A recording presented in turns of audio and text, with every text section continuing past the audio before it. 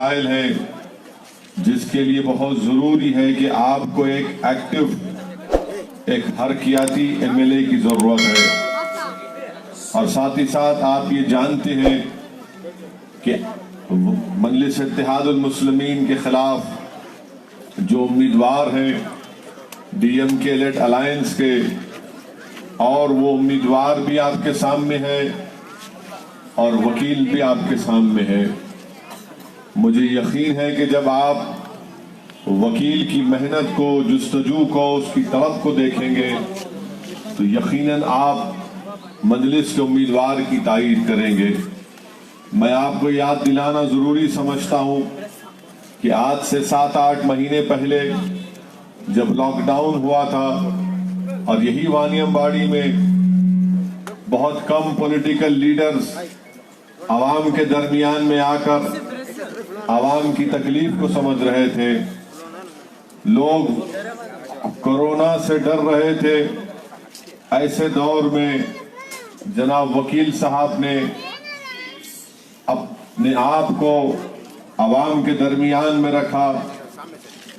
अगर किसी का इंतकाल होता था कोविड से तो उनकी लाश उनके घर वालों तक पहुंचाना, उनकी तदफीन का इंतजाम कराना।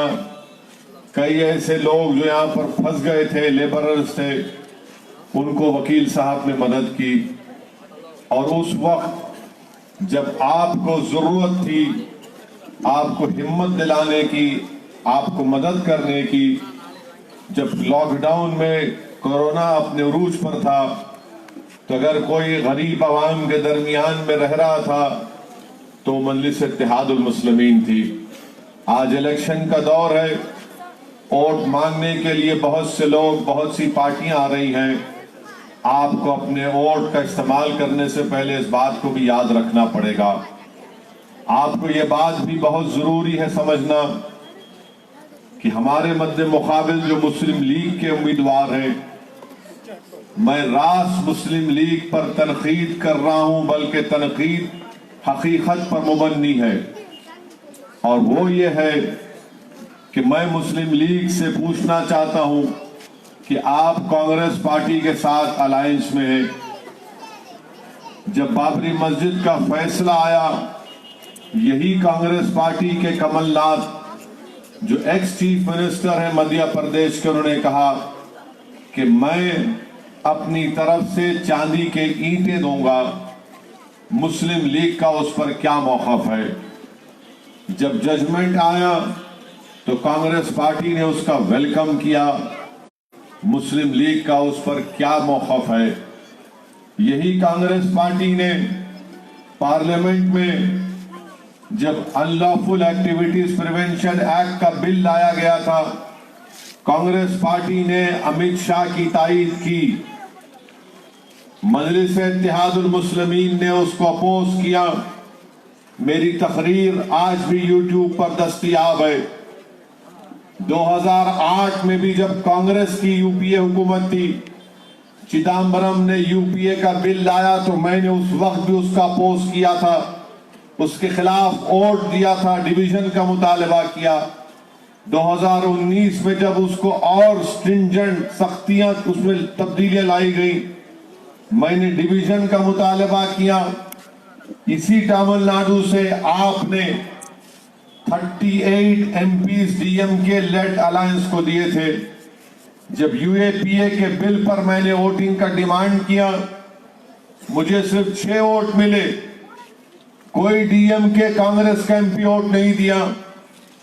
ये कोई तमिलनाडु का असेंबली का इलेक्शन नहीं था कि मजलिस की मुखालिफत करेंगे, मगर उस वक्त कोई वोट नहीं दिए। पूछिए, सवाल करिए डीएमके से, आप तुम क्यों नहीं रजिस्टर कराए अपने वोट को? जब एनआईए का बिल आया, मैं अपोज किया, डिवीजन का डिमांड किया, उस वक्त भी डीएमके और कांग्रेस पार्टी ने साथ नहीं दिया। ट्रिपल तलाक का कानून आया, मैंने डिवीजन का मुतालबा किया, कहां थे डीएमके के लोग? वॉकआउट करके चले गए। ट्रिपल तलाक का बिल का डिवीजन का मुतालबा किया, कांग्रेस पार्टी साथ नहीं देती है।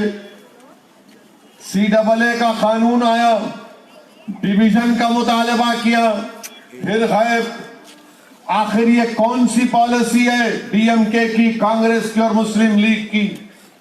आखिर क्या चीज है कि आप एक ड्रामा करते हैं, वो एक ड्रामा करते हैं, और तीनों के तीनों प्यारे मिलकर वानियमबाड़ी में मजलिस इत्तेहादुल मुस्लिमीन के खिलाफ इलेक्शन लड़ने आते हैं। ये इनका असली चेहरा है। और जो लोग आपके दरमियान में आकर कह रहे हैं कि डीएमके को वोट देना है सेकुलरिज्म के लिए, मैं आपसे सिर्फ दो बात करके अपनी बात खत्म कर दूंगा, क्योंकि एक और जलसे में जाना है। डीएमके एडीएमके दूध के धुले हुए नहीं है, एक हम्माम में दोनों नंगे हैं। कैसे नंगे बताता हूं मैं आपको। अप्रैल 30, 2002 आप लोकसभा का रिकॉर्ड उठाकर देख लो। यही डीएमके ने, नरेंद्र मोदी चीफ मिनिस्टर थे गुजरात के, अटल बिहारी वाजपेयी मुल्क के वजीर आजम थे, डीएमके ने लोकसभा में जो मोशन लाया गया था उसकी सपोर्ट में वोट दिया। सुल्तान सलाहुद्दीन ओवैसी मजलिस के साबिका सदर मेरे मरहूम वालिद ने बेबाक तरीके से मुखालिफत की और वोट दिया। बताओ मुस्लिम लीग वालों, क्या यह बात सच है या झूठ है? मैं पूछना चाहता हूं। आपने उनका साथ दिया, एडीएमके भी साथ दिया और साथ है। इसीलिए मैं आपसे कह रहा हूं, ये सेकुलरिज्म के नाम पर जितना धोखा भारत के मुस्लिम माइनॉरिटीज को तमाम सेकुलर पार्टीज दिए, शायद ही किसी ने दिया होगा। इलेक्शन आता है, हमारे सामने लाकर खड़ा कर दे सेकुलरिज्म को बचा लो, बीजेपी को हराना है। यकीनन बीजेपी को हम मुकाबला कर रहे हैं। कौन मुकाबला कर रहा बीजेपी से? 60 साल से जनसंघ से, आरएसएस से। क्या तुम मुकाबला कर रहे? हम मुकाबला कर रहे। किसकी मस्जिद को शहीद किया गया, हमारी या तुम्हारी? किसकी मस्जिद पर आज वहां पर हमारी मस्जिद नहीं है? किसका सीना जलता है? हमको तकलीफ है। किसका फसादात में घर जलता है? हमारा घर जलता है। किसके बच्चे जेलों में जिंदगी, उनकी जवानी बर्बाद हो जाती है? किसके? हमारे बच्चे। आप हमको मत सिखाओ। मैं आपसे वानियमबाड़ी की आवाम से अपील कर रहा हूं कि खौफ की बुनियाद पर, डर की बुनियाद पर आप ना मुझे वोट दो, ना वकील को वोट दो, ना किसी को दो। उम्मीद पर वोट दो। आप बेखौफ होकर मजलिस इत्तेहादुल मुस्लिमीन को वोट दीजिए। यहां से आपका एमएलए कामयाब होगा, ये मजलिस का एमएलए होगा, वानियमबाड़ी का एमएलए होगा, मुस्लिम लीग का एमएलए। डीएमके की गुलामी करना पड़ेगा, स्टालिन की गुलामी करना पड़ेगा। और डीएमके माजी में बीजेपी का साथ दे चुकी है। वकील कामयाब होगा तो वानियमबाड़ी के गरीबों की कामयाबी होगी। वकील कामयाब होगा तो आपके दिल के जज्बात की तर्जुमानी तमिलनाडु के असेंबली में होगी। लोग बोलेंगे, अरे अगर एक एमएलए जीतेगा तो क्या करेगा? मैं उनको जवाब दे रहा हूं, भारत के लोकसभा में 542 एमपीज में मजलिस इत्तेहादुल मुस्लिमीन के 2 एमपी हैं। और अल्लाह का फजल है, सदका नबी करीम सल्लल्लाहु अलैहि वसल्लम का, अहले दिल की दुआएं हैं, गरीबों की दुआएं और साथ है कि जब ये आपके 2 दीवाने, चाहे वह असदुद्दीन ओवैसी इम्तियाज जलील हो, जब लोकसभा में खड़े हो जाते तो बीजेपी के साथ 300 के साथ कांग्रेस के 50 भी परेशान हो जाते कि अब ये क्या बोलने वाले। ये वकील, एक वकील जीत कर जाएगा तो तमिलनाडु का कोई भी मुख्यमंत्री, चीफ मिनिस्टर होगा, वो आपके जज्बात की तर्जुमानी करेगा। वो ना सिर्फ वानियमबाड़ी के लिए लड़ेगा, बल्कि तमिलनाडु के दलितों के लिए, तमिलनाडु के बैकवर्ड क्लास के लोगों के लिए, तमिलनाडु के हमारे विजयकांत के चाहने वालों के लिए, टीटी दिनाकरन के लिए, इन सब के लिए एक आवाज बनेगा। आज तमिलनाडु की सियासत में आपको ऐसे लीडर की जरूरत है, वरना जो डीएमके एडीएमके से जीत के जाते ये जबान के गूंगे हो जाते, आंख के अंधे हो जाते, कुछ हरकत नहीं कर सकते, क्योंकि इनको उनके अलायंस के मुताबिक चलना पड़ेगा। अगर आज आप यहां से वकील को कामयाब करेंगे तो मैं भी वकील को नहीं बोल के बोलूंगा ये मत बोलो वो मत बोलो, बल्कि आपके दरमियान में खड़े होकर मैं आपसे वादा कर रहा हूं कि वकील आपके जज्बात की तर्जुमानी करेगा, वानियमबाड़ी के लिए लड़ेगा, दीवाना लड़ेगा। और ऐसे लोगों की आपको जरूरत है।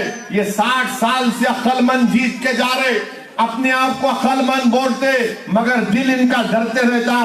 क्या सैलिन डरते की, क्या बोलते कि एडीएम के वाले क्या बोलते कि अरे किसी से नहीं डरना है, ना असदुद्दीन ओवैसी से डरना है, ना स्टालिन से डरना है, ना मोदी से डरना है, ना राहुल से डरना है, बस सिर्फ अल्लाह से डरना है और गरीबों के लिए लड़ना है।